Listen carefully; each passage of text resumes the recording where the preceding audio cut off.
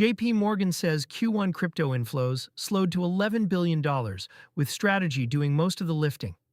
When JPMorgan's digital assets team tallied up first quarter capital flows into crypto, the number landed around $11 billion.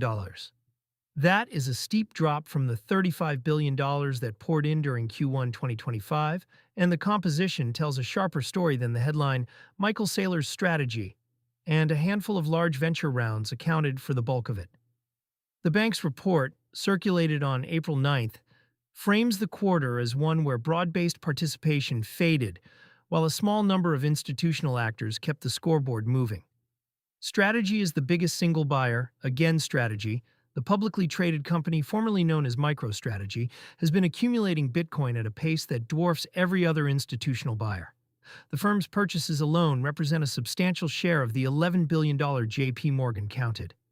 Its preferred stock, STRC, recorded $333 million in trading volume on Wednesday, its seventh highest day since launch, per CoinDesk's analysis. The concentration matters. When one entity accounts for a disproportionate share of net new capital, the asset class looks more like a single-player market than a broad institutional adoption story. If strategy pauses or reverses course, the quarterly inflow number could collapse further without any change in the underlying technology or regulatory environment. BTC traded at $71,397 as of April 9, 2026, roughly flat over 24 hours, 0.2%, but up 7.4% on the week. The Fear and Greed Index sat at 44, neutral, consistent with a market that isn't panicking but isn't chasing either. Venture capital filled the gap, retail left behind. The other major contributor to Q1 inflows was venture funding. Several large rounds closed during the quarter, including infrastructure and stablecoin-adjacent plays. But VC money behaves differently from retail ETF flows. It locks up for years, targets equity and tokens with vesting schedules, and doesn't move spot prices the way a billion-dollar ETF inflow day does. Retail participation, measured through spot ETF flows and exchange deposits, slowed. Spot CEX volume sank to $986 billion in March, the lowest in 2 years. The pattern is consistent. Retail pulls back when macro uncertainty rises, and the current environment, with Fed minutes floating rate hike scenarios and oil markets in flux, is not one that encourages speculative positioning. What $11 billion looks like in context for comparison, JPMorgan's previous quarterly estimates put Q4 2025 inflows above $20 billion. The Q1 2025 figure of $35 billion came during the initial wave of spot Bitcoin ETF approvals, which brought in capital that had been waiting on the sidelines for years. That kind of pent-up demand doesn't repeat every quarter. The $11 billion figure also needs a denominator. Total crypto market capitalization still exceeds $2 trillion.